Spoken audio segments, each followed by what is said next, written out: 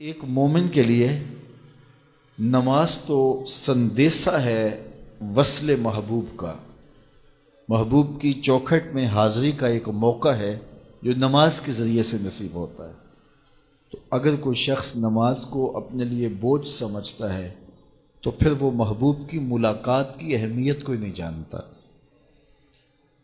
نماز کے لیے جب اذان پکاری جائے تو بندے کو خوشی، فرحت اور مسرت ہونی چاہیے کہ میں اب رب کے حضور حاضر ہوں گا، نہ یہ کہ وہ گھڑی پہ نظر ڈال کے کہے کہ ابھی تو آئے ہیں اب پھر دوبارہ اذان شروع ہو گئی، تو پھر اس کو شوق نہیں ہے مالک کے حضور حاضر ہونے کا۔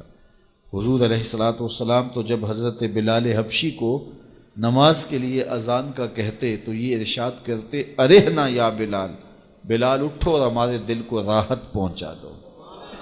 ارحنا یا بلال، بلال ہمارے قلب کو، ہمارے دل کو راحت پہنچا دو۔ تو یہ حضور کے قلب کی راحت، تسکین اور قرار کا سبب ہے۔ آقا کریم علیہ الصلاۃ والسلام نے معراج کی شب جہاں بہت سارے لوگوں کو عذابوں میں مبتلا دیکھا تو ایک شخص کو دیکھا، رجل مغیب فی نور العرش، کہ وہ عرش کے نور میں غائب تھا، اس کے اطراف میں نور ہی نور تھا اور وہ نور میں ڈوبا ہوا تھا۔ تو پوچھا کہ یہ کون خوش نصیب شخص ہے؟ کوئی فرشتہ ہے؟ تو جواب آیا فرشتہ نہیں ہے۔ یہ کوئی پیغمبر ہے؟ پیغمبر بھی نہیں ہے۔ تو یہ کون شخص ہے کہ جو انوار الہیہ کے حصار میں ہے اور ہر طرف نور ہی نور پھیلا ہے؟ تو جواب ملا کہ آپ کی امت کا یہ وہ فرد ہے جس میں 3 خوبیاں تھیں۔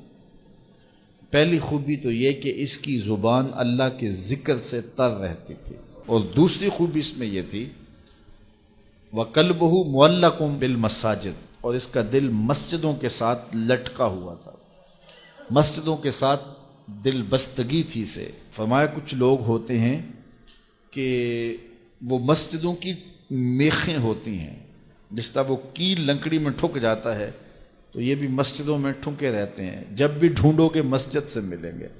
فرمایا کبھی یہ لوگ بیمار پڑ جائیں اور مسجد میں حاضر نہ ہو سکیں تو اللہ کے کچھ فرشتے ہیں جو ان کی عیادت کرنے کے لیے ان کے گھروں میں جاتے ہیں۔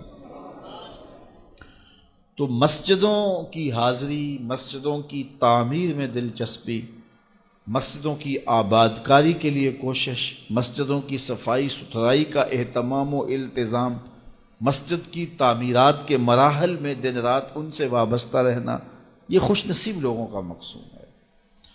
فرمایا کہ اللہ کے گھر وہی تعمیر کرتے ہیں جو اللہ اور پچھلے دن پر ایمان لاتے ہیں۔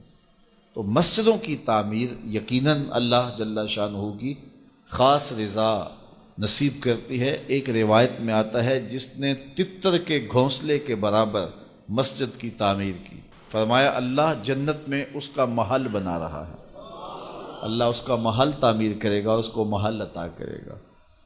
تو یہ تعمیر مسجد یہ خوش نصیب لوگوں کا مقصود ہے۔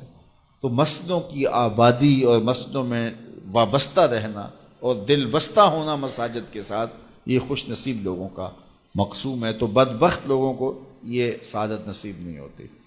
اچھا، تیسری بات فرمایا کہ جو اس شخص کی خوبی ہے یہ آج تک اپنے والد گرامی اور اپنی والدہ ماجدہ کو گالی کا سبب نہیں بنا، یعنی کبھی اس نے کوئی ایسا فعل نہیں کیا کہ لوگوں نے کہا کہ یہ کس ماں باپ کا بیٹا ہے اور لوگوں نے اس کے ماں باپ کو برا کہا ہو اس کی وجہ سے۔ تو یہ 3 خوبیاں اس شخص کے اندر پائی جاتی ہیں، اور آج یہ اللہ کے عرش کے نور کے سائے میں اپنے آپ کو کھڑا ہوا پا رہا ہے۔